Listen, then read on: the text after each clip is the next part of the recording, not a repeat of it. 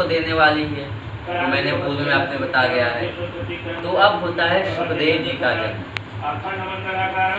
यम प्रव्रजन्तमनुपेत कृत्यं द्वैपायनो विहरकार आजुभाव पुत्रेति तन्मयतता यतर्वो मिनेन्दु तं सर्वभूतहृदयं मुनिमानतोऽस्मि। सुखदेव जी कौन थे? श्री वेदव्यास जी के पुत्र कौन थे? सुखदेव जी। वेदव्यास जी कौन थे? पराशर मुनि के पुत्र। पराशर मुनि की पत्नी का नाम क्या था? सत्या। सत्य के पुत्र कौन हुए हैं? वेदव्यास जी। वेदव्यास जी के पुत्र कौन हुए? सुखदेव। सुख किसे कहते हैं? तोता को। तोते को सुख कहते हैं। तो एक दिन क्या हुआ कि जैसे अभी के समय में संडे मंडे को सब अपने पत्नियों को लेके कहाँ जाते हैं? थिएटर, मूवी देखने।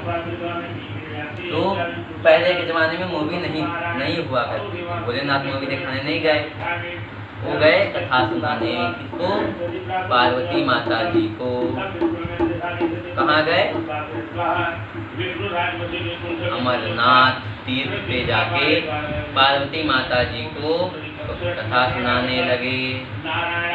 जैसे देखिए, हरी चर्चा व्यक्ति को निरंतर करनी चाहिए।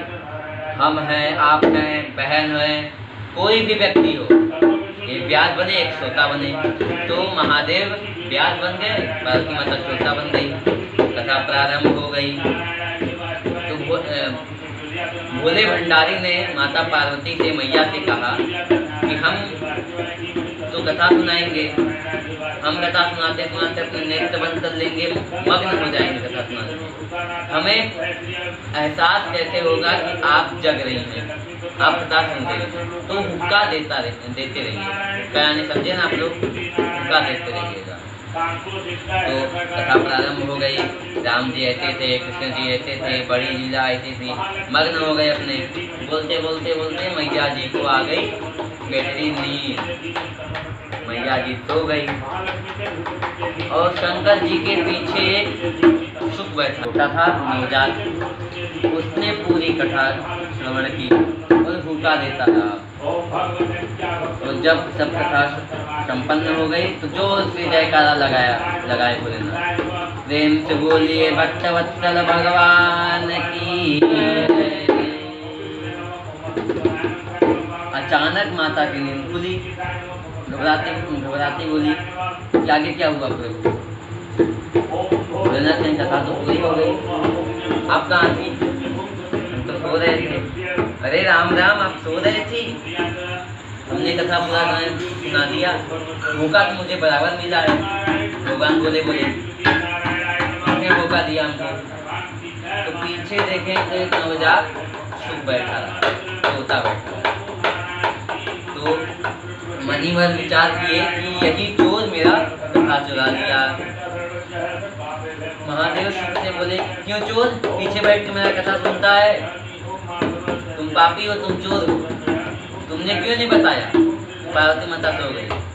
तो शुक ने बोला महादेव से, अगर प्रभु मैं आपको बता देता तो आप कथा बंद कर देते, फिर कभी कथा सुनाते नहीं, ये कथा विलुप्त हो जाती, गुम जाती।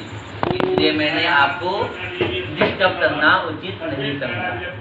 मैंने कथा सुना, पूरा श्रवण किया, बहुत आनंद आया। तब भी भगवान शंकर क्रोधित होकर कहे तुम चोर हो, तुम्हें दंड अवश्य मिलेगा। त्रिशूल घुमा के मार दिए नवजात। और नवजात जो है अपने पंख फैलाते भागा। अब सरस्वती नदी के तट पर व्यास जी की पत्नी मानसिक निवृत्ति के पूर्व संपूर्ण होकर बैठी थी। उनको औझाई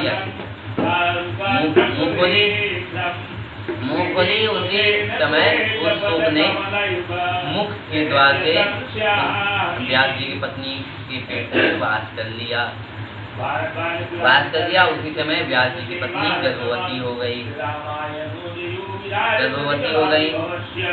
उसके बाद शुभ जो है 12 साल तक अपने माँ के पेट में ही रहा, बाहर आ ही नहीं रहा था। और उस पेट में आप लोग को कहीं कहीं बात पे, किसी वचन पे विश्वास नहीं होता, उचित नहीं लगता। क्यों? कि जब वो सुख मुक्त से कैसे जाएगा, और चला भी गया तो अंदर मर नहीं जाएगा, मर जाएगा कि नहीं मर जाएगा? मर जाएगा। क्यों? ये सब भगवान की लीला है, लीला कर रहे हैं, समझे?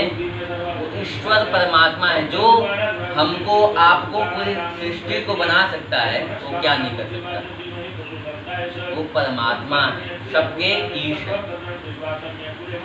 तो वो गर्भवती हो गई, 12 साल तक सुखदेव जी महाराज बाहर नहीं रहे। और जो भागवत श्रवण की थी महादेव के द्वारा, वो भागवत का चिंतन करते करते करते करते करते 12 साल करते करते वह स्वयं भगवान हो गए, भगवान के स्वरूप हो गए। कौन? सुखदेव जी महाराज। 12 साल बाद नारायण ने, भगवान विष्णु ने खुद सुखदेव जी से कहा कि आप बाहर आ जाइए।